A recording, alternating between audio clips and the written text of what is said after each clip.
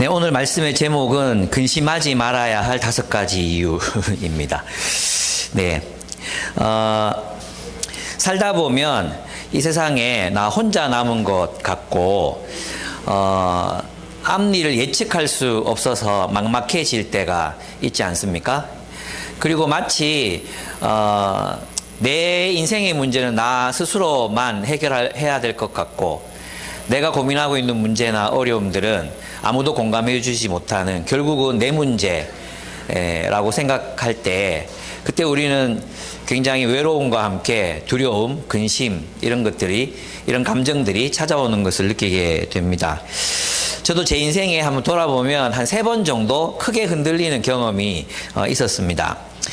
첫째는 이제 제가 이제 23살, 4살 때였는데, 이제 박영동 목사님께서 IBF를 개척하시고, 대구 지역에 지부를 이제 세워놓으시고는 서울에 그 총무를 하셔야 된다고 서울로 올라가시게 됐습니다. 그래서 대구에는 저와 김상태 간사님이라는 간사님이 계셨는데 그 둘이서 맡아가지고 개척되어 있는 학교들을 계속해서 이제 돌보고 키워가야 했었거든요. 그때 정말 막막했던 것 같아요. 그때 정말 두렵고 나 때문에 이 정말 어렵게 세워놓은 이 대구 지역의 이 공동체가 무너지는 거 아닌가 이런 생각이 제게 굉장히 많이 들었습니다. 그래서 너무 많이 무섭고 근심되고 어떻게 해야 될지 모르겠고 그랬던 경험이 한번 생각이 납니다. 근데 이제 뭐 잘 지나왔던 것 같아요. 예, 잘 지나왔던 것 같고 또 한 번 굉장히 제가 이제 이 감정적으로 정서적으로 흔들릴 때가 있었는데 군대 형제들 아마 아시겠지만 군대 갈 때였습니다. 진해에 있는 저는 해군으로 갔거든요. 해군으로 학사장교 시험 치고 뭐 신체 검사 받고 체력 검정 해가지고 이렇게 갔는데 한 600명 정도 되는 젊은이들이 모였습니다. 그리고 연병장에 다 모이니까 갑자기 호루라기를 막 빨간 모자 쓴 사람이 나와가지고 호루라기를 막 불더니 우양우 그리고 우양우에서 딱 서니까 뛰어가 그때 막 뛰면서 와 큰일 났다 진짜 마음이 두렵더라고요. 그때 이제 제 약혼이라기보다 이제 교제하고 있었던 남영자매 우리 부모님 다 오셨었는데 그때 막 교제하고 있었는데 뒤 보면서 가는데 내가 참 기죽은 모습 못 보여주겠고 늠름하게 뛰어가긴 했지만 속으로는 너무 불안해서 미치겠는 거예요. 그래서 이틀 뒤에 군에 가면 이틀 뒤에 저희는 이제 머리를 깎거든요. 군대 이발소 가가지고 머리를 깎고 머리카락이 막 뚝뚝 떨어지는데 야 이제 끝이구나. 내가 사랑했던 사람, 사랑했던 근거지, 또 사랑했던 공동체 익숙한 어떤 그 환경, DPM 장소, 영남대 캠퍼스, 소나무들, 함께 예배드리던 장소, 만나서 밥 먹던 공간, 그리고 사람들, 이 모든 걸 내가 다 잃어버리게 되는구나 이렇게 생각하고 거기서 완전히 모르는 사람들과 함께 어떻게 살아가야 될까 이게 또 저한테는 굉장히 두렵게 이렇게 다가왔었던 것 같아요. 또 한 번은 이제 결혼하고 첫날 밤을 보낼 때였습니다. 결혼하고 나서 이제 간사가 페이가 그렇게 많지 않으니까 그걸 모르겠는 거예요. 오늘 밤에 외식을 해도 되나? 내일 짜장면 먹으러 가도 되나? 이게 가늠이 안 되는 거예요.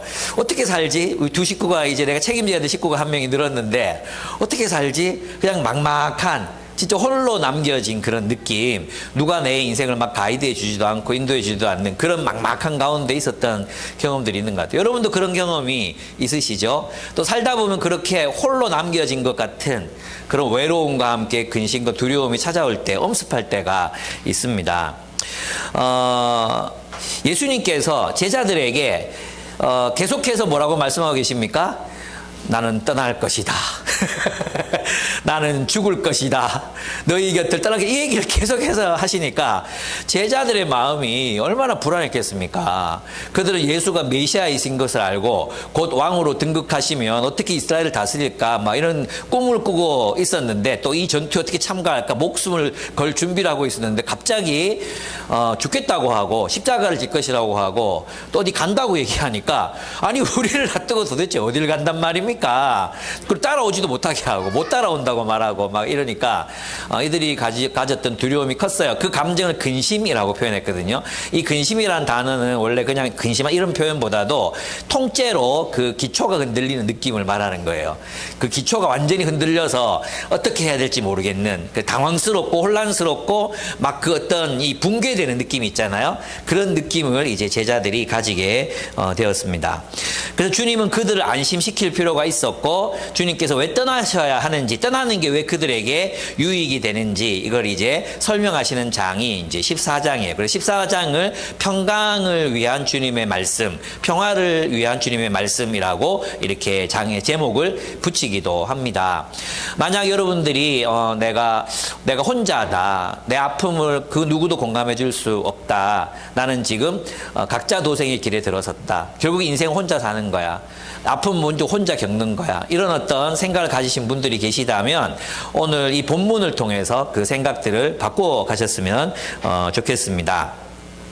먼저 주님께서는 그 불안해하고 있는 통째로 그들의 기초, 삶의 기초가 흔들리고 있는 느낌을 받는 제자들에게 자신을 믿으라고 말씀하십니다. 14절에 보면 너희는 마음에 근심하지 말아라. 하나님을 믿고 또 나를 믿어라. 이렇게 말씀하십니다.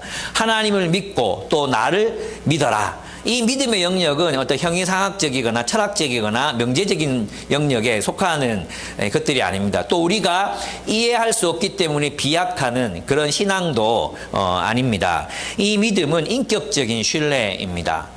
하나님을 인격적으로 신뢰하고 예수님을 인격적으로 신뢰하라는 뜻입니다. 무엇을 믿으라는 것입니까? 그분의 사랑을 믿으라는 거예요. 그분이 우리를 위해서 무엇을 하셨습니까? 우리 한 사람 한 사람을 위해서 무엇을 하셨습니까? 십자가에서 자신의 생명을 허비하셨습니다. 그분의 생명보다도 우리가 더 소중했습니다. 마치 사랑하는 아빠가 딸의 목숨을 위해서라면 자신의 생명을 걸 수 있듯이, 그렇게 사랑하기 때문에 죽을 수 있듯이 우리 예수님께서는, 하나님께서는 우리를 너무나 사랑하셔서 십자가를 지시고 희생 제물이 되실 것까지도 각오하고 또 정말로 그렇게 사셨습니다. 그렇게 목숨 바쳐 사랑한 너희를 주님께서 모른 척 하시겠느냐? 너희를 홀로 내버려 두시겠느냐? 너희를 근심 가운데 버려 두시겠느냐? 하나님을 믿고 또 나를 믿어라. 나는 너희를 사랑하고 하나님이 너희를 사랑하신다. 그렇게 사랑해서 아들의 생명까지 바쳤는데 너희를 모른 척 하시겠느냐? 너희를 근심 가운데 버려 두시겠느냐? 하나님을 믿고 또 나를 믿어라. 신뢰해라. 내가 너희와 함께 할 것이다 라고 주님이 말씀하고 계시는 것입니다. 주님은 우리를 사랑하십니다. 주님은 우리를 홀로 버려두지 않으십니다. 때때로 이 각박하고 치열한 경쟁, 오징어 게임 같은 이 세계에서 홀로 남겨질 것 같은 두려움을 느낄 때가 있습니다. 그러나 그 감정은 틀린 감정입니다. 여러분은 혼자가 아닙니다. 주님은 우리를 사랑하시며 긍휼히 여기실 뿐만 아니라 고난과 상처를 이길 수 있도록 우리와 함께 하십니다. 사실 이 해아래 세상에서 고난을 피할 수는 없습니다. 우리가 아무리 이 고난이 나에게서 지나가게 해달라고 기도해도 고난은 우리에게 다가오게 되어 있습니다. 왜냐하면 이 세상은 신라곤이고 해아래 세상, 허무한 세상, 헛된 세상이기 때문입니다. 그러나 주님께서는 우리와 함께 계시며 그 고난을 이길 힘과 지혜를 우리에게 주실 수 있는 분이십니다. 주님은 우리와 함께 계셔서 그 고난과 역경을 이길 수 있는 힘을 주시고 또 길을 알려주시는 분이 우리의 주님이십니다.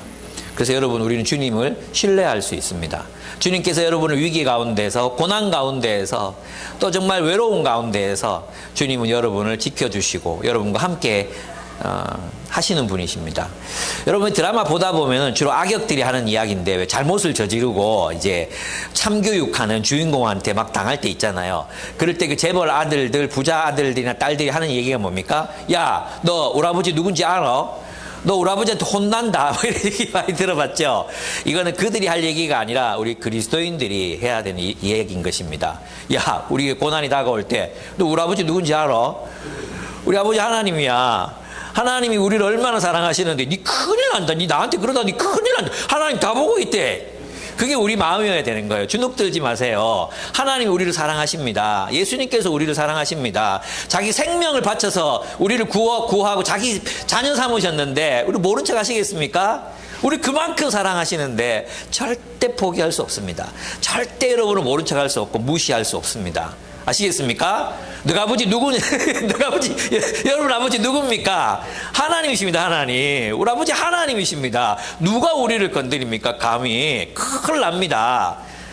아시겠습니까? 이거 두려워하지 마십시오. 두 번째, 우리는 하나님의 처소 안에 있습니다. 14장 2절에서 3절입니다. 여러분 있잖아요. 세상살이 하다가 갈 데가 없어. 왜 그런 게 있잖아. 집에서 이제 엄마하고 다투고, 이제 여러분도 아마 경험 있으실 수 있는데, 엄마나 아빠하고 다투고, 집을 나갔어. 차라! 우리 집 필요 없다! 하고 나갔어. 근데 나가서 막 추위에 막 떨고 배고프고 하니까 갈 데가 없는 거야. 그죠? 갈 데가 없어. 그럴 때 여러분 마음이 어떻습니까? 와, 정말 막 힘들잖아요. 그죠? 그래서 결국 집으로 돌아가게 되잖아요.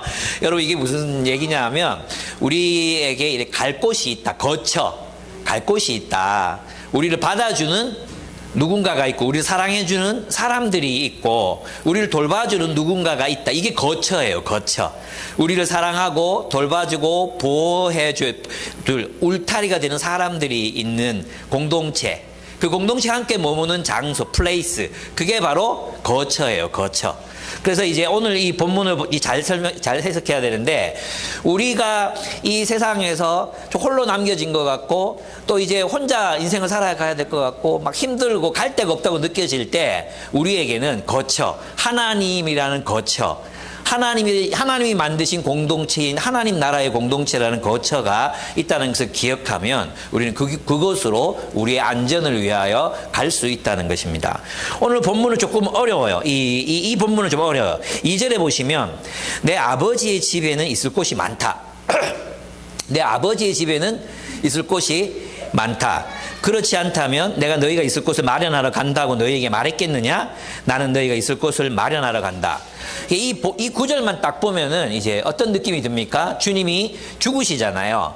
죽으시는 이유가 저 하늘의 하나님께로 가는 거잖아요. 그죠? 하늘의 하나님께로 가는 거. 그럼 그곳에 가서 우리가 거주할 집을 만드신다고 이렇게 해석하게 될 게 많죠. 그죠? 그렇게 해석하게 될, 그런 해석이 많았어요. 예, 이때까지 많은 사람들이 그렇게 해석했어요. 그 주님이 죽으셔서 저 하늘에 우리가 거처할 하늘나라, 어떤 공간, 그 공간을, 집을, 맨션, 어떤 성경에는 그래서 맨션이라고 번역했거든요. 맨션 아파트 아시죠? 우리 대구에서 제일 먼저 아파트, 삼익 아파트거든요. 삼익 아파트가 맨션, 삼익 맨션이었어요. 맨션은 그냥 구조물, 건축물을 의미하는 말이고, 집을 의미하는 말이거든요.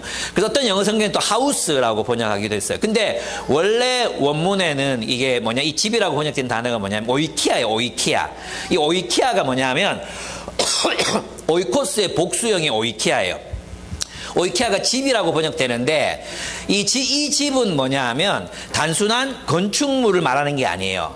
이건 뭐냐 하면 사람들이 함께 모여서 살아가는 거처를 말하는 거예요. 그러니까 원래 오이코스는 친족 관계 이렇게 번역해도 되는 말이 오이코스예요. 무슨 말인지 아시겠어요?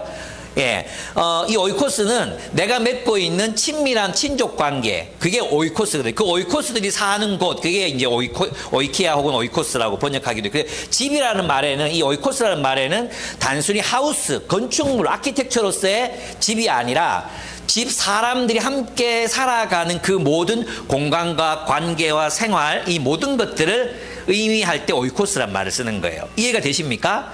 그래서 개역 성경이 굉장히 정확하게 번역했는데 거처라고 번역해요. 거주하는. 그래서 여기 보면 이제 그 뒤에 나오는 너희가 머물 집, 이 오이코스잖아. 그 머물다, 이 머무는 집, 함께 살아가는 공간, 함께 살아가는 어떤 플레이스, 그걸 이제 여기서 말하는 집이라고 이제 번역을 한 것입니다. 그럼 집 건축물은 있는데 가정이 없는 경우가 많잖아요.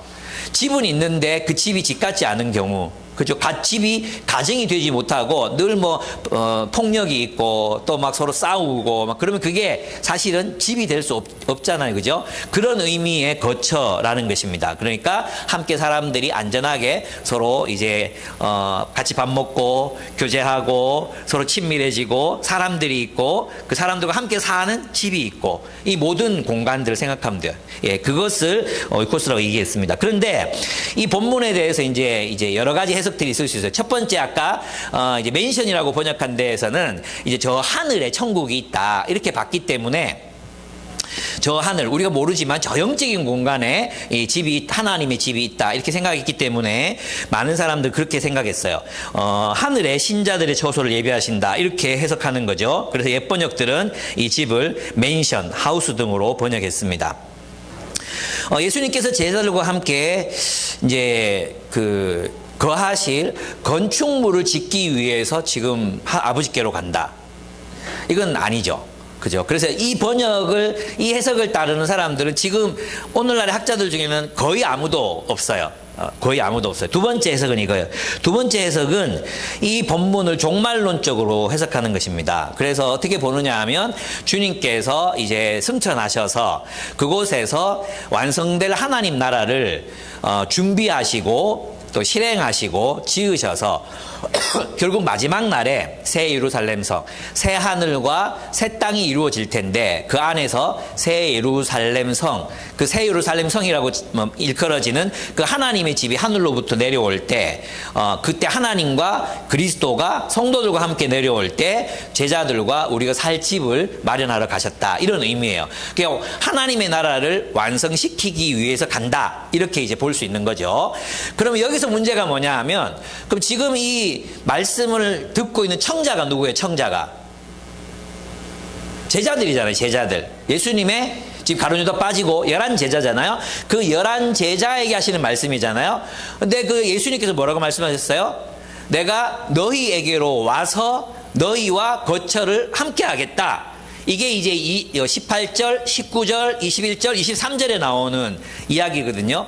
그러면 이제 예수님이 승천하시고 쭉 중간기 이미 아직 사이를 안 계시다가 마지막에 새 예루살렘 성을 가지고 탁 오실 때 내가 너에게 오겠다 하면 제자들은 그때 없잖아요. 제자들은 이걸 경험할 수가 없잖아요. 그러니까 이걸 보고 많은 사람들이 구원의 공백이라고 이제 설명을 하는 게 구원의 공백. 그러면 요한복음이 그 구원의 공백을 설명하는 것이냐? 아니라고 보는 거죠.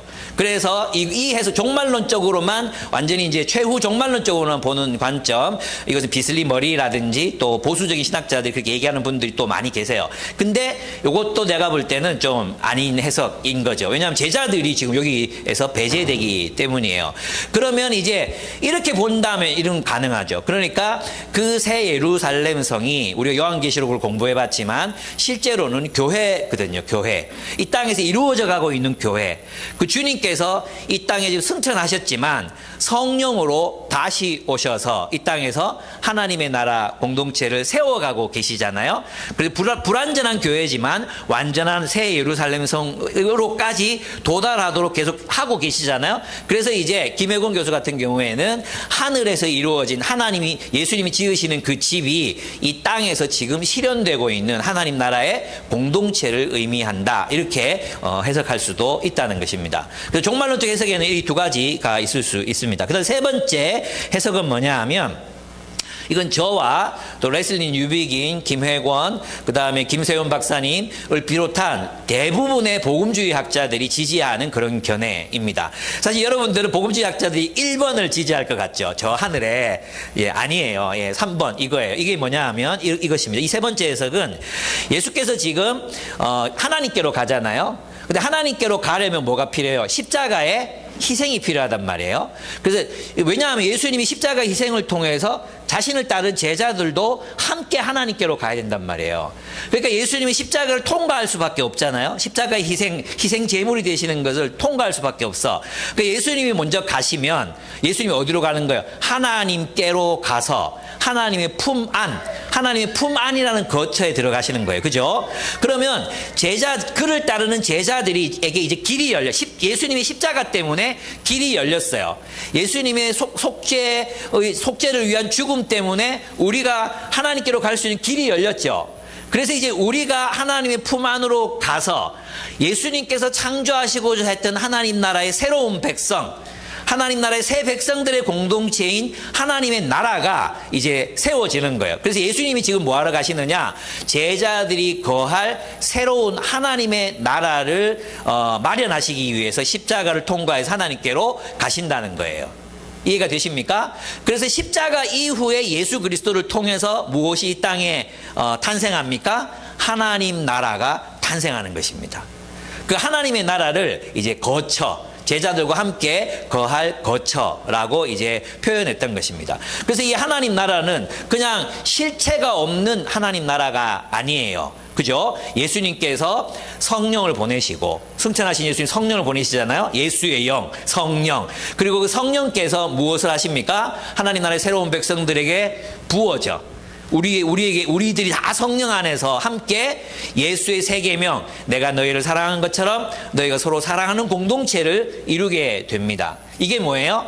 새로 만들어진 거처. 주님께서 이 새로운 공동체, 이 새로운 질서의 나라, 이 새로운 질서의 사랑의 공동체를 세우시기 위해서 주님이 하나님께로 가신다는 것입니다.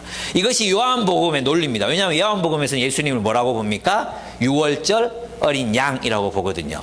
그죠? 유월절 어린 양은 새 창조와 관련되어 있다고 자주 말씀드렸죠. 또 하나 뭐예요? 요한복음의 종말론은 실현된 종말론이에요. 요한복음은 항상 먼 미래에 하나님 나라가 이루어질 것이라는 관점이 요한복음에서는 거의 나타나지 않아요. 보셨죠? 요한의 관점은 뭐냐면, 너희가 이 땅에서 나를 그리스도로 믿는다면 뭘 누린다 했어요? 영생을 누리게 된다. 영생. 지금 여기에서. 죽어서도 아니고, 주님이 재림하고 나서도 아니고, 지금 여기에서부터 영생을 누리게 된다. 그렇죠? 그래서 이제 이런 요한복음의 논리를 따르면은 예수님께서 내가 거할 집을 마련하러 간다. 이 뜻은 지금 이 땅에서 예수님의 죽음과 부활 이후에 생겨나는 하나님 나라의 새로운 공동체인 교회를 의미한다고 볼 수 있습니다. 그래서 이제, 그럼 여기서 여러분이 아직도 좀 설득이 덜 된 분들을 위해서 조금만 더 설명할게요. 18절, 19절 한번 보겠습니다. 거기에 보면, 18절과 19절을 보면, 오늘 이제 다룰 본문은 아니지만, 18절과 19절을 보면은, 우리는 예수님이 거할 거처를 만들어 놓고, 우리를 데려간다고 돼 있잖아요. 근데 18절, 19절을 보면 굉장히 재미있습니다. 18절, 나는 너희를 고아처럼 버려두지 아니하고 너희에게 다시 오겠다라고 말씀하신 거예요. 그죠? 그러니까 거처를 만들어서 그 거처를 가지고 누구에게로 온다는 거예요? 제자들에게로 다시 오겠다 이거예요. 고아처럼 버려두지 않고 그들과 함께 거하시기 위해서, 거하시기 위해서 다시 오겠다 말씀하셨어요. 이게 부활을 의미하거든요. 부활. 그죠? 그리고 고아처럼 그럼 다시 예수님 승천할 때 다시 휙 올라가 보면 제자들은 뭐가 돼요? 고아되잖아요. 그죠? 그래서 주님께서 뭘 말씀하세요? 올라가시면 고아되니까 누구를 보내겠다 약속하시는 거예요? 본문에 보면은 성령을 보내겠다고 말씀하시는 거예요. 성령을 보내겠다. 또 다른 보혜사 성령을 보내시리니 26절 보혜사 곧 아버지께서 내 이름으로 보내실 성령께서 너에게 모든 것을 가르쳐 주실 것이며 내가 너에게 말한 모든 것을 생각나게 하실 것이다. 성령을 보내셔서 마치 예수님께서 제자들과 함께 있으면서 제자들이 예수의 말씀을 듣고 말씀을 따라 하나님 나라의 공동체를 이룬 것처럼 이제는 성령께서 오셔서 진리를, 하나님의 말씀을, 예수 그리스도의 복음을, 성경을 깨닫게 하셔서 그들로 하여금 하나님의 새 백성으로 살게 하신다. 이런 의미예요. 그러니까 성령이 창조하시는 새로운 공동체인 교회 안에서 우리는 새로운 거처를 마련하게 되는 것입니다. 그래서 있잖아요. 우리는 그렇습니다. 예수님은 십자가의 죽으심으로 하나님께로 가는 길이 되셨고 우리가 하나님 품 안에 거할 수 있게 하십니다. 예수님의 희생으로 우리는 하나님 안에 거할 수 있는 존재가 되고 예수님은 다시 오셔서 우리와 함께 거처를 함께 하십니다. 그래서 주님은 이제 21절, 23절이 굉장히 중요해. 이제 21절씩 따라오고 계시죠, 그죠? 되게 흥미진진하지 않습니까? 예, 이 본문을 이렇게 설명해 내는 사람이 한국에 그렇게 많지 않습니다. 21절을 한번 보십시오. 21절. 내 계명을 받아서 지키는 사람은 나를 사랑하는 사람이요. 나를 사랑하는 사람은 어떻게 한다고요? 내 아버지의 사랑을 받을 것이다. 그리고 나도 그 사람을 사랑하여 그에게 뭐라고요? 나를 드러낼 것이다. 무슨 뜻이에요? 내 계명, 이 새로운 하나님의 백성이 나타났잖아요. 그들이 주님의 계명을 따라 주님 말씀대로 뜨겁게 서로를 사랑하면 하나님이 그들을 사랑하신다는 거예요. 하나님의 가족이 된다. 하나님의 가족. 하나님의 사랑받는 가족이 되고 그들에게 누가 나타나? 내가 나타나겠다. 내가 나를 드러내겠다. 이렇게 말씀하세요. 23절에 가면 더 중요한 말씀이 나옵니다. 23절 한번 보겠습니다. 23절. 예수께서 대답하셨다. 누구든지, 여기부터 같이, 같이 읽어야 돼. 23절. 세 번역으로 따옴표부터 읽어보겠습니다. 시작. 누구든지 나를 사랑하는 사람은 내 말을 지킬 것이다. 그리하면 내 아버지께서 그 사람을 사랑하실 것이요. 내 아버지와 나는 그 사람에게로 가서 그 사람과 함께 살 것이다. 함께 살 것이다. 아멘? 그러면 하나님과 그리스도와 성령님과 그리스도인들이 함께 살아갈 수 있는 거처는 어디입니까? 하나님의 백성들이 예수의 제자가 서로를 뜨겁게 사랑할 때, 내 말을 지키면 서로를 뜨겁게 사랑하는 그 공간, 그 공동체, 그 삶의 터전, 그 삶의 자리, 그 관계들 속에 누가 우리와 함께 사신다는 거예요. 하나님과 그리스도가 우리와 함께 사신다는 거예요. 이걸 만들러 주님께서 하나님께로 십자가를 지시고 하나님께로 갔다는 것입니다. 그러니까 우리가 머무는 장소는 어디입니까? 그렇습니다. 예수의 계명을 따라 뜨겁게 서로를 사랑하는 공동체 가운데 하나님이 함께 사십니다. 이곳이 안전한 거처가 되는 것입니다. 그래서 이것은 예수님의 복음은 그런 의미에서 첫 번째 복음이기도 해요. 그죠? 예수님이 이 공간 만드셨어요. 맞죠? 하나님 나라를 창조하셨어요. 그런데 이 하나님이 창조하신 이 공간에 우리가 채워야 될 게 있어요. 우리가 채워야 될 게 있다니까? 그게 뭐예요? 주님의 말씀을 따라 서로 사랑하는 거예요. 그렇게 서로 사랑할 때 우리가 주님의 거처가 되는 거예요. 주님의 거처, 안전한 거처가 되는 거죠. 여러분, 이 말씀은 우리에게 진정한 의미에서 교회가 되라고 말씀하시는 것입니다. 여러분 있잖아요. 여러분이 세상살이 하면서 혼자라고 느껴질 때, 내 아픔, 내 상처, 또 내 두려움에 대해서 아무도 공감해 주지 못한다고 느낄 때, 그래, 그렇지 뭐 인생 혼자 사는 거지. 결국 교회라고 해봤자 나 혼자 사는 거야. 만약 그렇다면 우리는 서로에게 더 신뢰를 줄 수 있을 정도로 사랑해야 한다는 것입니다. 여러분이 자녀를 낳았어요. 그러다가 엄마 아빠가 교통사고로 암으로 죽었어요. 죽어가면서도 여러분이 우리 아이 어떡하지? 아니, 걱정하지 마. 교회가 있잖아. 경진내가 우리 애들 키워줄 거야. 뭐 이런. 걱정하지 마. 아니, 교회가 있는데 어떻게 하겠어? 걱정하지 마. 그렇게 되려면, 주님이 함께 하시는 공동체가 되려면, 그렇게 안심하려면 우리가 어떻게 해야 된다고요? 지금보다 우리가 서로 더 뜨겁게 사랑함으로 신뢰를 주는 교회가 되어야 된다는 거예요.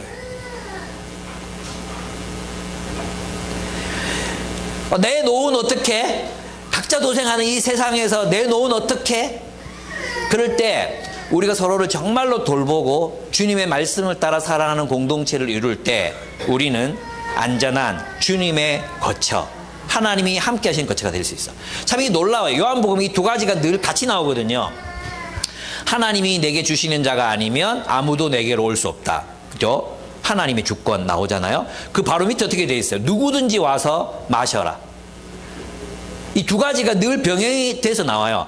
주님이 거처를 마련하신다. 맞잖아요? 근데 너희가 사랑해야 된다. 너희가 내 계명을 따라 사랑할 때 거처가 될 수 있다. 하나님의 주권과 우리의 책임, 이것은 하나님이 다 책임지니까 우리는 아무것도 안 해도 돼. 이런 거 없어요, 성경에는. 주님이 다 책임지신다. 주님이 만드신다. 그러므로 너희도 협력하라.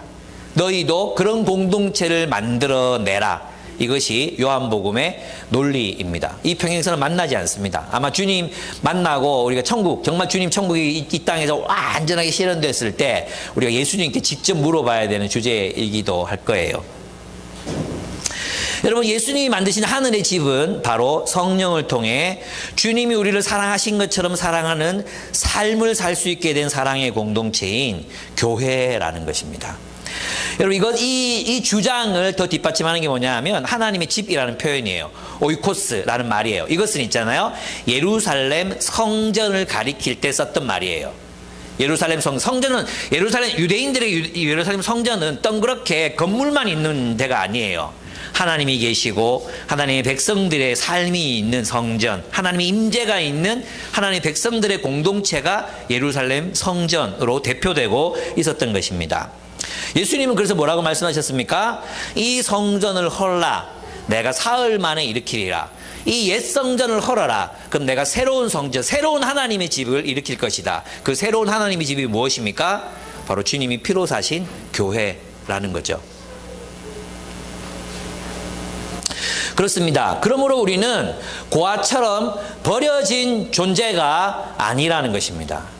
우리는 세상에 혼자 존재하는 그런 존재들이 아니라는 것입니다. 이 땅에서 하나님과 함께 거하는 하나님의 집에 우리는 거주하고 있습니다. 이 공동체는 안전합니다. 그래서 있잖아요, 우리는 갈 데가 있습니다. 예. 우리가 집에서 쫓겨나도 갈 데가 있습니다. 우리는 어디입니까? 바로 이 사랑의 하나님 나라의 공동체. 여기는 나를 받아주겠지. 이게 바로 하나님의 집입니다. 하나님의 집. 그 집을 만들어갈 책임이 우리에게 있다 그랬죠. 예. 우리 그럴 수 있습니까? 내가 죽어도 우리 교회가 책임질 거야. 자, 가끔씩 그런 생각하거든요. 제가 뭐 여기저기 아픈 데가 좀 있어요. 아무리 생각해봐도 내 아내는 120살까지 살 거예요. 근데 저는 한 80살까지 밖에 못 살 것 같은 예감 같은 게 좀 있거든요. 근데 모르지, 거꾸로 될지도 모르지. 사람은 몰라. 근데 내가 죽으면 아내가 그런 얘기를 해요. 난 당신 죽으면 난 아무것도 아니야, 뭐 아무것도 못해, 막 이렇게 얘기해요. 그럴 때 내 마음에도 솔직히, 그래, 내가 죽으면 우리 교회 성도들이 당신을 책임져 줄까? 대답해봐라. 대답해봐라, 빨리. 책임질 겁니까? 안 질 겁니까? 지겠죠? 여러분들이 배우자가 없고 가족 없이 혼자 늙어갈 때 우리가 여러분을 책임지겠습니다. 교회가 여러분을 책임지겠습니다. 이 교회라는 건 조직을 말하는 게 아닙니다. 우리 모두를 돌볼 겁니다. 예. 뭐 같이 폐지 죽고 그렇게 같이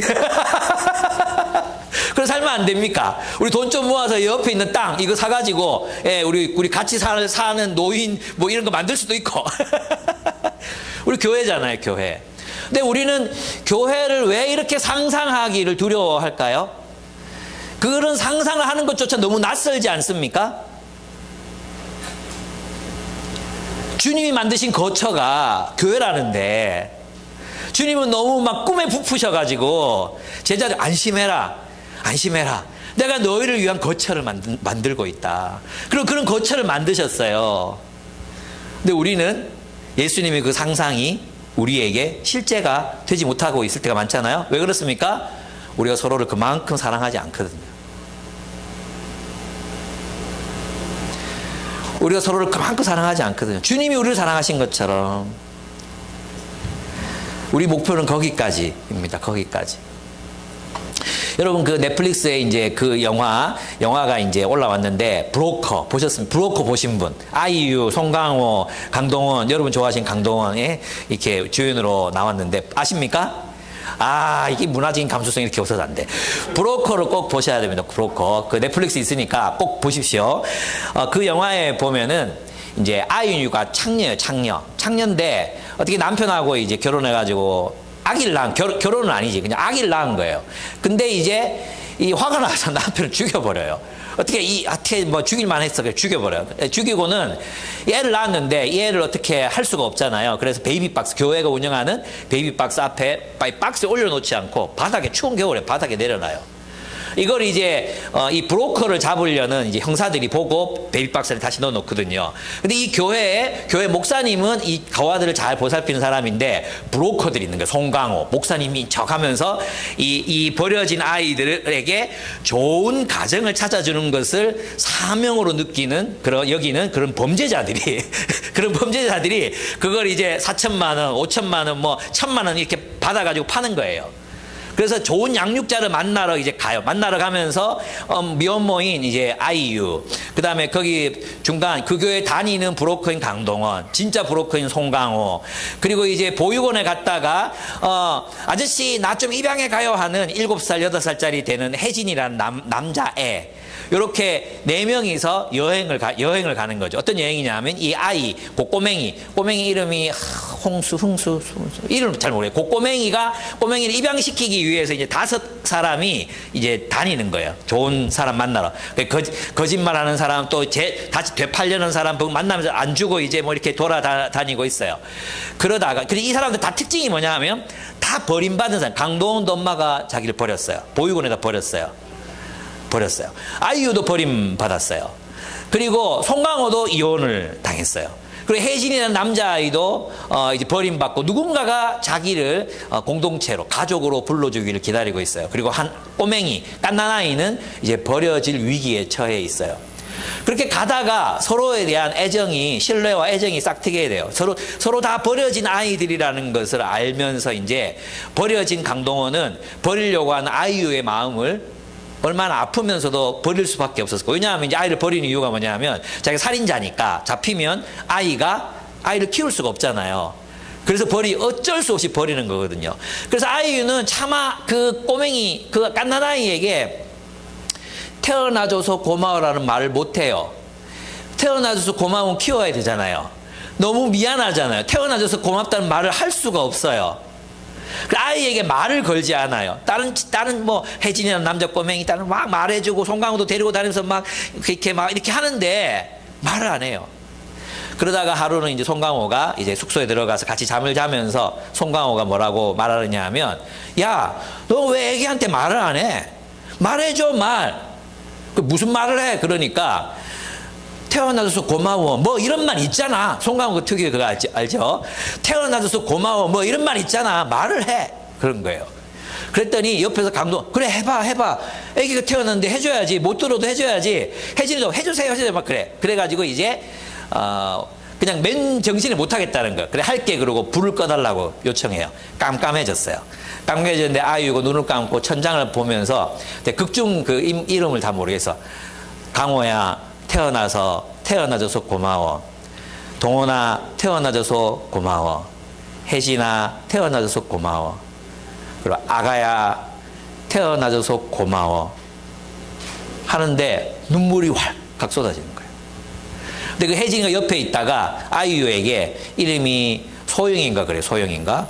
소영아, 태어나줘서 고마워. 그리고 잠시 정적. 서로에게 이 존재들, 태어남 그 자체가 어떤 누군가의 인생을 망치고, 이들의 태어남 자체가 누군가를 불행에 빠뜨리는 자신들의 존재 자체가 그랬는데 태어나줘서 고마워.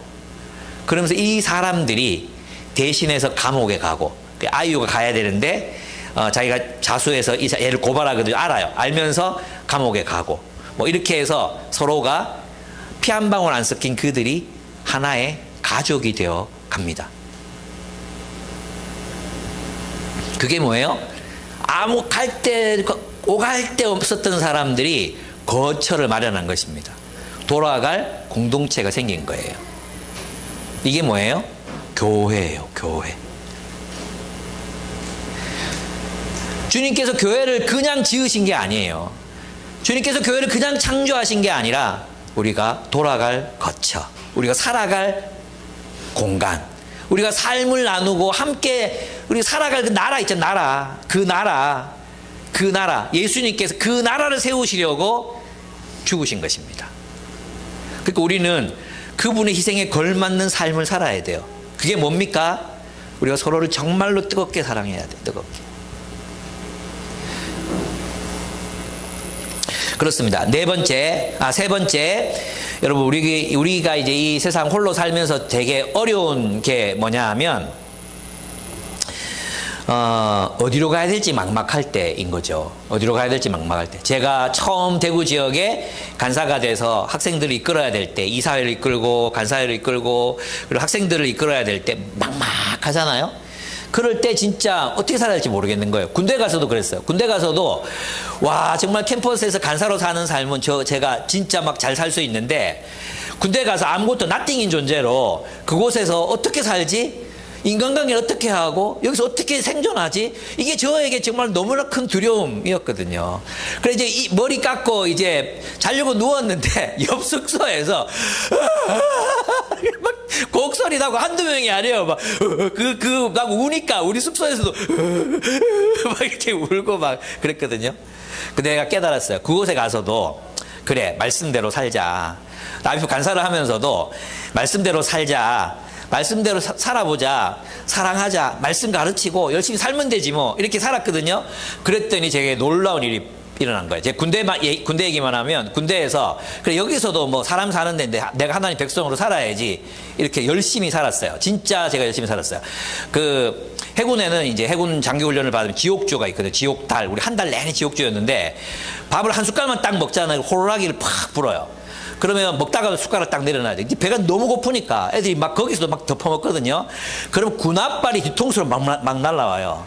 식판 막 날라다니고 그리고 쓰레기통에 그 짬 다 하잖아요. 그거 퍼먹으라 그래요. 그것도 즐겁게 막 퍼먹어요 사람들이.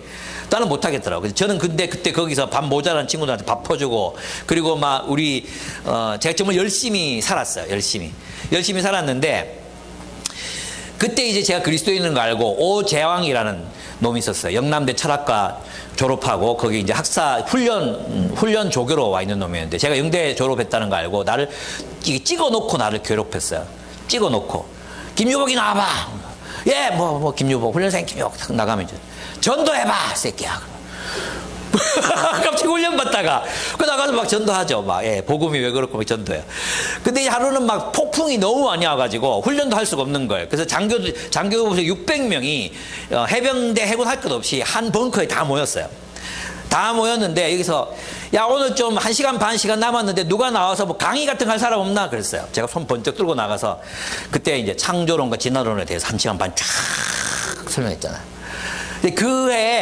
그때 이제 여기 있는 교목이 계셨고 교목이라 그러나 군목이 계셨거든요. 그 군목이 자기 이제 훈련병들 받아본 이래로 가장 많은 사람들이 세례 받았다고 그랬어요. 그럼 나한테 고맙다 그랬어요. 김유복 소위 때문에 우리도 이렇게 해야 되는데 못하고 있었는데 김유복 소위 때문에 정말 많은 사람이 예수를 믿게 됐다 이렇게 얘기를 했었어요. 그러니까 있잖아요. 저를 그렇게 살았어요. 하나님께서 인도하시더라고. 그렇게 살았어요. 근데 이제 소위가 돼가지고 자대 배치를 받았는데 그래서 신고합니다. 뭐 김유복 목사님 뭐 며칠 이렇게 막 신고를 했어요. 근데 정장이 이력서랑 나를 이렇게 딱 보더니 자네 교회 다니나? 네 교회 다닙니다. IBF가 뭔가? 네 대학생 데리고 뭐 성경 공부하고 뭐 이런 데입니다. 그래. 오늘부터 나와 숙소를 같이 쓴다. 이래가지고 그분 독신이었는데 삐오큐를 같이 썼잖아요. 그때부터 나를 건드리는 사람이 아무도 없었어요. 내가 함장이랑 같이 방을 쓰는데 어떤 새끼가 나를 건드려요. 그때부터 있잖아요. 말만 하면 수련회 있습니다. 다녀오겠습니다. 9박 10일 쫙. 제가 그래서 있잖아요. 군대에 있으면서 모든 수련회 강사를 다 여름 수련회, 겨울 수련회, 9박 10일 다 수련회 강사로 갔어요. 믿어지십니까? 여기 증인들이 있어요. 제가 군복 입고 나가가지고 설교하는 사진들이 있다니까요. 불가능한 일이 막 일어났습니다. 제가 지금 말씀드리고 싶은 건 뭐냐 하면 우리가 홀로 남겨졌다 생각할 때 되게 두려워요. 근데 우리에게는 길이 있어요. 우리 알아요. 우리 교회 금지곡 알죠? 어떤 길로 주님 따르며 섬겨야 할지 나 알지 못해 답답하지만 이거 금지곡이에요. 왜 모릅니까? 예수님이 길이요 진리요 생명이라 그랬는데 그 길 따라가면 돼. 예수의 길이 뭡니까? 십자가의 길이에요. 여러분 길이라는 말은 토라예요. 토라. 성경에서 길은 토라예요. 그래서 있잖아요. 십자가는 우리를 구원하는 방법이기도 하지만 우리를 구원해서 우리를 어느 길로 인도하는 거예요? 십자가의 길로 인도하는 거예요. 십자가의 길 그 자체 다른 사람을 섬기고 용서하고 사랑하고 자신을 허비하는 이 십자가를 따르는 이 삶이 구원이에요. 십자가는 구원으로 통과에 들어가는 방법이기도 하지만 거기서 끝나면 안 돼요.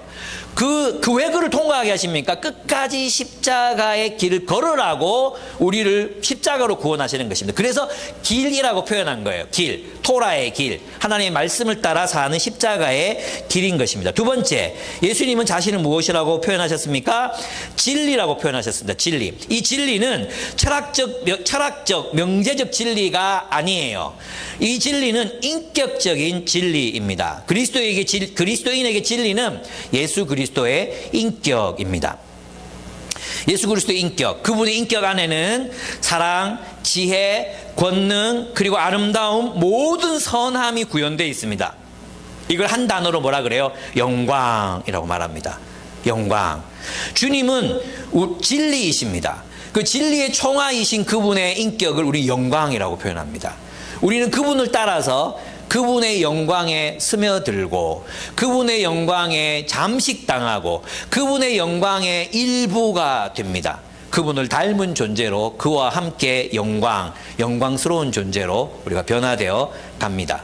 우린 저 멀리서 영광을 바라보는 것도 아니고 우리가 성공했을 때만 우리가 무슨 상을 받을 때만 하나님께 영광을 돌리는 것이 아니라 우리가 그리스도의 길, 예수를 닮은 길, 십자가의 길을 걷게 될 때 그래서 그분의 아름다우심, 그분의 진리, 그분의 모든 선함, 그분의 모든 아름다움이 우리 자신의 인격이 될 때 그때 우리가 영광이 되는 것입니다. 이제 저는 뭐 상 받을 때 하나님께 영광 이렇게 좀 그만했으면 좋겠어요. 우리의 삶으로 좀 이제는 우리가 하나님께 영광이 됐으면 좋겠어요. 정말 그리스도가 드러나는 그 영광, 그 영광으로 빛을 발하는 우리들이 되었으면 좋겠습니다. 세 번째, 예수님은 생명이십니다. 길이요 진리요 생명이십니다. 이 생명이라는 말이 무엇인가, 영생이라는 말이 무엇인가, 여러분 있잖아요. 성경에서 생명은 뭐냐 하면 하나님의 말씀에 온전히 순종하는 상태를 생명이라고 해요. 생명이라는 건 예수님의 뜻에, 하나님의 뜻에 온전히 순종하는 상태, 그게 생명입니다. 생명은 그래서 하나님의 뜻에 온전히 순종하는 하나님 나라의 삶이라고 할 수 있어요. 이건 있잖아요. 죽음이 무엇인가를 생각해 보면 알아요. 죽음이 뭐죠? 하나님의 뜻에 순종함 없이 자존하는 삶이잖아요. 그죠? 죽음은 하나님의 뜻과 상관없이 사는 게 죽음이거든요. 성경이 말하는 죽음. 아시죠? 하나님과의 관계의 단절, 그걸로 인해서 이웃과의 단절, 나 자신과의 단절이 일어나는 상황. 이게 죽음이잖아요. 그럼 생명은 뭐겠어요? 하나님 안에서의 삶이라고 할 수 있습니다.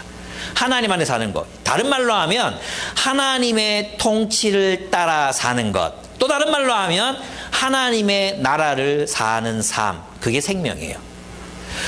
이 요한이 영생이라고 말하는 것은 바로 예수님의 계명을 따라 살아가는 삶 그 자체, 하나님 나라의 삶, 하나님의 통치를 받들어 사는 삶, 하나님께 온전히 순종하는 삶, 그게 예수의 생명이었고 우리의 생명이라는 것입니다. 생명을 추상화시키지 마십시오. 생명은 하나님의 통치를 따라 사는 삶, 그것이 생명이라고 할 수 있습니다. 그래서 여러분, 우리는 하나님의 뜻에 온전한 순종을 바칠 때 생명을 누릴 수 있습니다. 여러분, 그런데 여러분에게 하나님 나라는 어떤 것입니까? 하나님의 통치, 하나님의 뜻에 순종하는 삶. 많은 그리스도인들이 숨막히다고 생각합니다. 하나님 나라를 사는 삶이 답답하다고 생각합니다. 또 때로는 족쇄 같다고 여깁니다. 그것은 정말 잘못된 생각입니다. 하나님의 통치를 따라 살 때 비로소 우리는 자유케 되고 해방을 얻고 그리고 정말 생명을 누리게 됩니다. 사실은 우리가 우리의 욕심을 따라 욕망을 따라 하나님 없이 사는 삶이 죽음입니다. 죽음.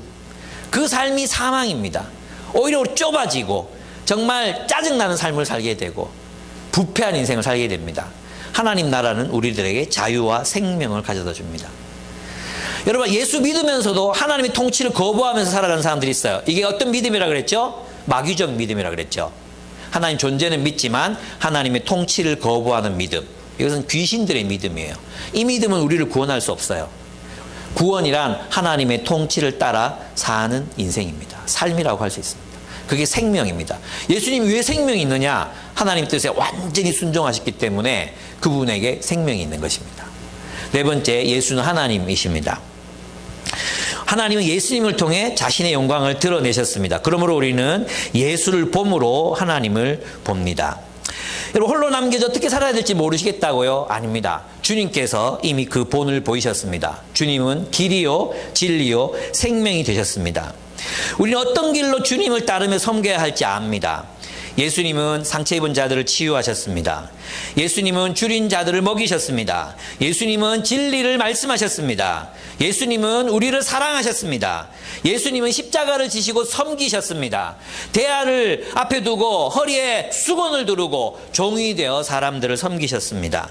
예수님은 용서하셨습니다. 그러므로 이 모든 것들로 주님은 사랑의 공동체를 세워 가셨습니다. 이것이 우리의 일입니다. 네 번째, 우리는 이 답답한 또 어디로 가야 될지 모르겠는 이 세상 속에서 우리에게는 이루어가야 할 사명이 있습니다. 여러분, 주님이 아버지께로 가셔도 제자들은 주님이 맡기신 사명을 이룰 수 있습니다.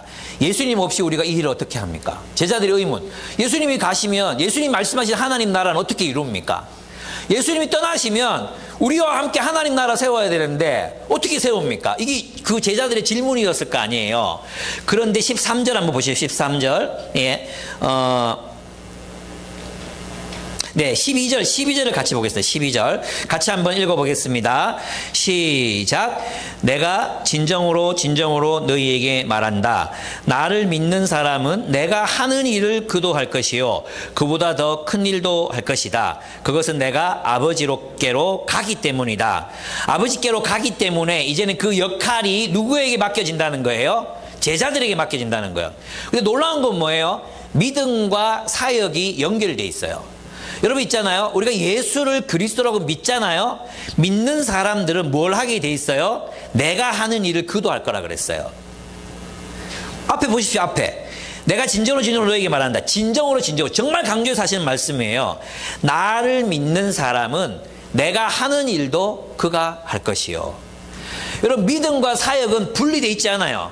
예수님이 제자를 부르실 때는 하나님의 사역, 예수님의 사역을 동력하자고 부르신 거예요. 우리는 있잖아요. 믿는 자, 신자, 그리고 제자를 분리시켜요. 신자와 제자는 분리될 수 있는 개념이 아니에요. 그래서 동전의 양면과도 같이 신자는 곧 제자이고 제자는 곧 신자예요. 왜냐하면 예수를 그리스도라고 믿는다면 그리스도께서 세우시는 나라를 위해서, 그리스도의 나라를 위해서 동력해야 된다는 거죠. 안 그렇습니까? 그래서 우리는 주님과 함께 동력합니다. 주님이 하신 일을 합니다. 주님이 하신 일에 참여하는 것이 믿음입니다. 그죠? 그래서 그 믿음을 가진 사람은 어떻게 합니까? 세상에 무너진 곳을 일으킵니다. 상처 입은 자를 치유합니다. 줄인 자를 먹입니다. 주님이 하시는 일을 하는 거예요.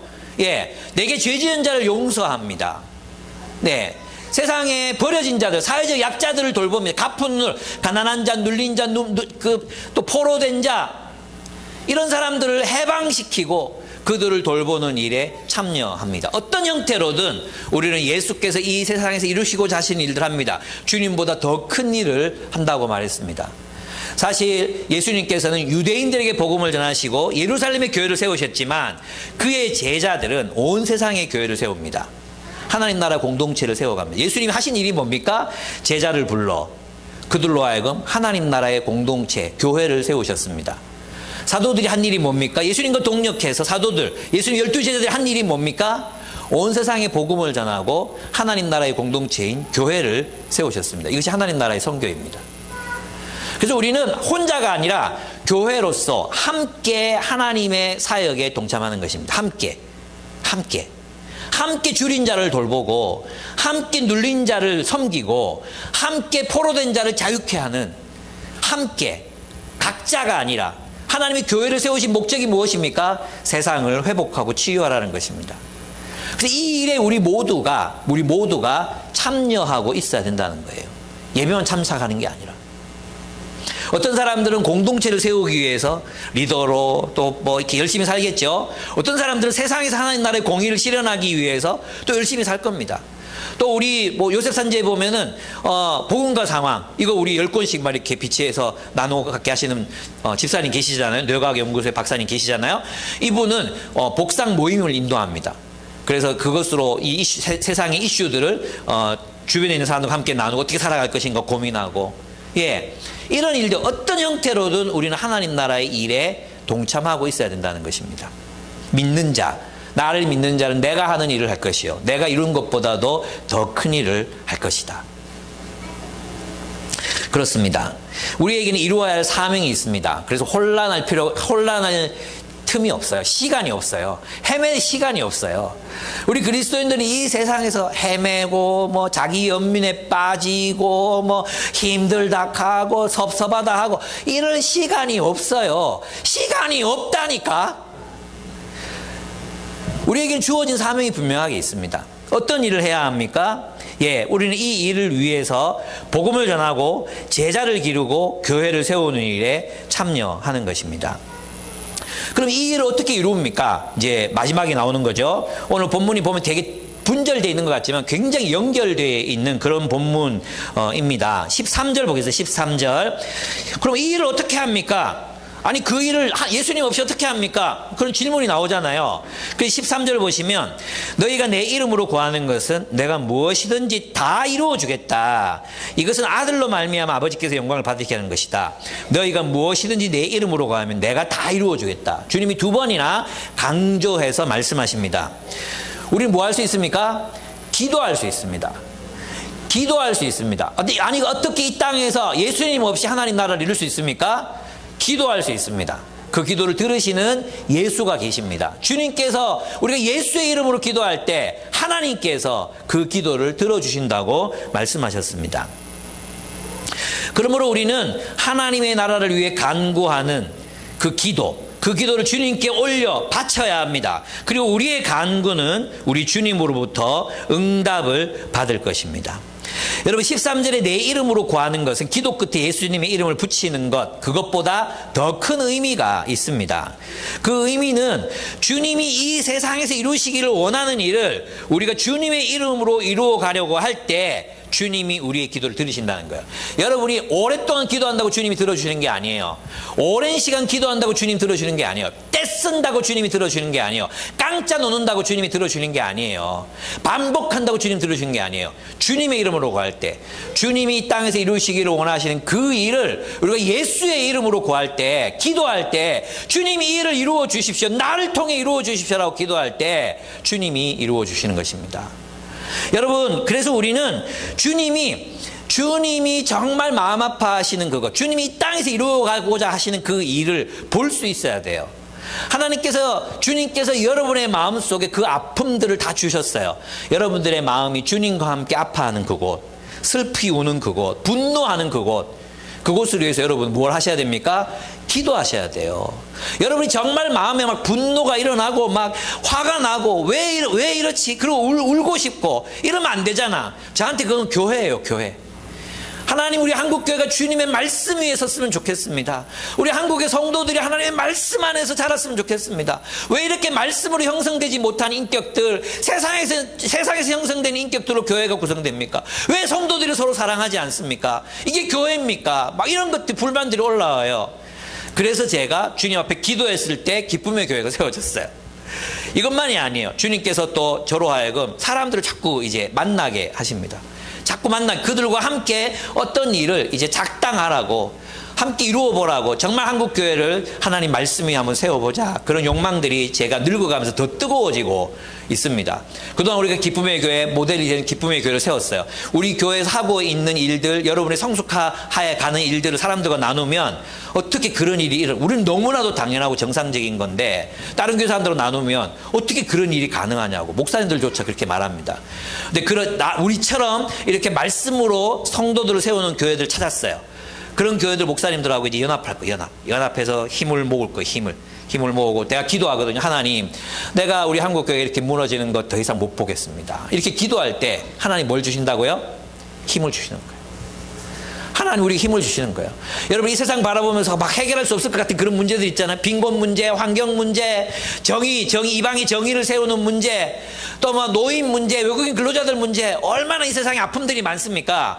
그 아픔들이 여러분의 아픔이 될 때 여러분은 뭘 할 수 있습니까? 불만을 가지고 왜 이런 세상이 이게 아니라 기도하셔야 돼요. 기도. 하나님 왜 세상에 정의가 없습니까? 기도하셔야 됩니다. 그럼 하나님께서 여러분에게 지혜를 주십니다. 그리고 여러분이 그 대안이 되게 하십니다. 예수의 이름으로 구할 때 주님이 여러분을 통해서 그 기도에 응답하십니다. 여러분 믿으십니까? 우리가 이 세상을 하나님 나라로 다 바꿀 수는 없습니다. 그러나 여러분이 기도할 때 여러분은 그 한 부분에서의 대안이 될 수 있습니다. 외국인 근로자들 사랑하십니까? 와서 외롭게 사는 그들 복음 전하고 싶다. 그러면 하나님 한 가정 만나게 해주십시오. 그들을 사랑하게 해주십시오. 그래서 만나는 겁니다. 그러면 주님의 뜻이 그곳에서 이루어집니다. 여러분 세상의 빈곤의 문제가 너무 가슴 아프십니까? 그럼 한 아이를 입양하십시오. 그냥 진짜로 입양하라는 뜻이 아니라 한 아이를 두고 기도하고 한 빈곤에 빠진 아동들을 위해서 기도하고 만나고 사랑하십시오. 그렇게 여러분이 하나님의 대안이 되어 가십시오. 예수의 이름으로 기도하십시오. 예수의 이름으로. 예수의 이름이 높아지도록 예수께서 원하시는 일, 내 욕망을 이루고 나를 위해 살고 내가 어떻게 하면 편하게 살까 이 고민이 아니라 예수의 마음이 아픈 그곳, 하나님의 마음이 아픈 그곳을 위해서 기도하는 거. 얼마나 우리 많이 찬양했습니까? 얼마나 많은 시간 동안 그런 노래를 불렀습니까? 이제 우리가 기도해야 합니다. 불만을 가지고 있을 때가 아닙니다. 불평할 때가 아닙니다. 기도하셔야 됩니다. 그리고 그 기도에 응답이 되셔야 합니다. 마치겠습니다. 여러분 우리는 이 세상에 홀로 버려졌다. 나는 혼자다. 이 세상 결국 혼자 살아야 돼. 이렇게 할 수 있는 여유가 우리에게는 없습니다. 왜냐하면 주님께서 하나님과 우리 주 예수 그리스도께서 우리와 함께 계시기 때문입니다. 그분을 신뢰하십시오. 우리에게는 하나님의 처소가 있습니다. 하나님께서 만드신 이 처소에 우리 돌아갈 곳, 우리의 의지할 곳, 우리가 살아갈 하나님의 새로운 공동체가 있습니다. 우리에게는 살아내야 될 진리가 있고 우리에게는 이루어야 될 사명이 있습니다.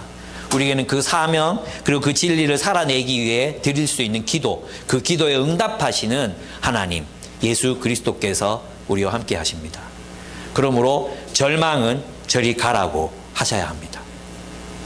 그리고 외로움은 저리 가라고 외치셔야 합니다. 그리고 여러분 정말 자포자기 그리고 냉소적인 마음 이런 모든 것들은 저리 물러가라고, 나는 주님과 함께 이 땅에서 하나님의 나라를 위해 살겠노라고 결단하셔야 합니다. 그리고 이 세상의 희망이 되시기로 작정하셔야 합니다. 그것이 주님께서 우리를 세우신 이유, 이 절망적인 세상에 우리를 세우신 이유입니다. 우리는 하나님의 희망이요 세상의 희망이 되어야 되는 존재들이기 때문입니다. 함께 기도하겠습니다. 자포자기 하셨습니까? 외롭다 말하고 계십니까? 자기 연민에 빠지셨습니까? 불의한 세상 바라보며 절망하고 분노하고 계십니까?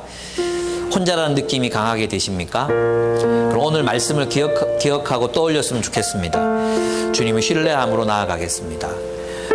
주님이 세우시기를 원하셨던 교회 공동체를 더 사랑으로 세우겠습니다. 사명을 따라 살겠습니다. 주님이 걸어가신 십자가의 길을 걷겠습니다. 기도하겠습니다. 우리 결단함으로 주님 앞에 나갔으면 좋겠습니다. 기도하겠습니다.